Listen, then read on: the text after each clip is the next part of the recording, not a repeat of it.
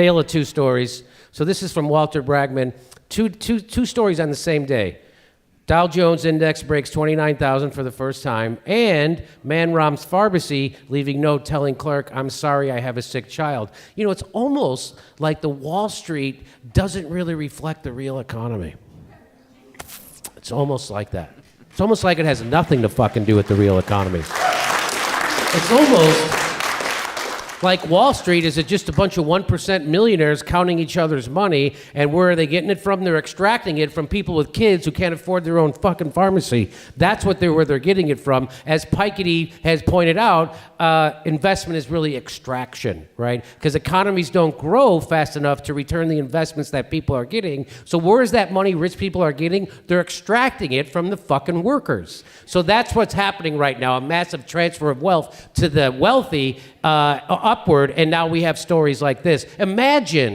Imagine if Chuck Schumer and Nancy Pelosi saw this headline and they ran out every day and went, "This is a moral bankruptcy of our culture where people can't have drugs for their kids who are sick. They can't get medicine. Meanwhile, the Dow Jones is higher than it's ever been. I'm going to scream about this until we do something about it." Well, that's never going to fucking happen, right? Wouldn't that be something, though? And then you wonder why Democrats lose. And you wonder why I'm a pariah to the Democratic Party, is because I keep reminding them of the shit they're supposed to be doing, which is actually representing people who have fucking sick kids who can't get medicine for them. That's who they're supposed to be representing, but who are they representing? These motherfuckers.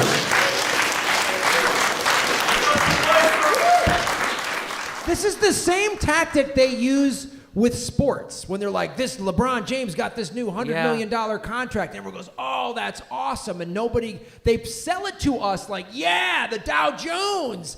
Why? Because 85% of all stocks are owned by 1% of the fucking population. Right. And this is how they get all of us 99%ers to be complicit in their fucking complete crimes. Yes. This is a complete fucking crime. And so they get us to cheer. Oh, the Dow must be good. Hey, they told me on MSNBC the Dow's good, the economy's good, unemployment's down. Yeah, because everyone's driving fucking for Lyft and Grubhub and Uber, so technically they're fucking working, but they don't have health insurance. They got to break into a store to get it.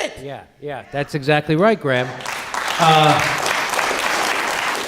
Wouldn't it be great if Nancy Pelosi was as upset about this guy not being able to get medicine for his kid as she was about a phone call to the Ukraine? Wouldn't that be amazing?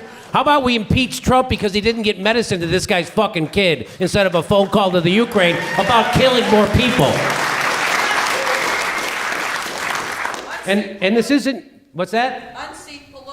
Yes. I'm all for it. We're all for it. Right on. Yeah. We just had that guy, Shahid Buttar, who's running against her. He was just on our show this week, so we'll drop that video and everything. He seems pretty smart. Yeah, he seems good. I hope he can beat her. But, you know, the problem with San Francisco, it's like the problem what's happening with Portland, right? So regular people are getting squeezed out of San Francisco. I could afford to fucking, I don't know who can afford to fucking live in San Francisco. You know, they go, "Oh, look, there's needles on the ground." What are they, $10,000 needles? Who the fuck can afford to be a heroin addict in San Francisco? I mean, I would have to at least go to Oakland to get my heroin. I would have to go over there.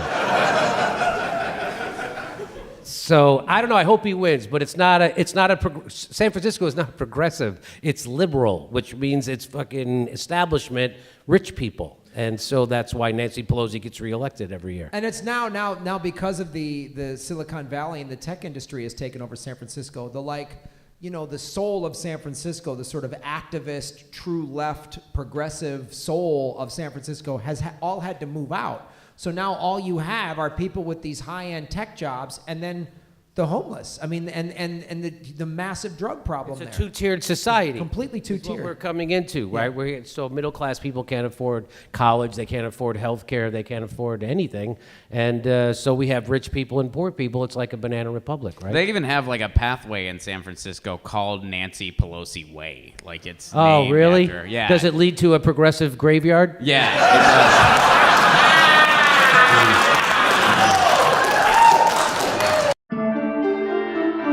Hey, this is the part where I tell you where our live shows are, but there aren't any.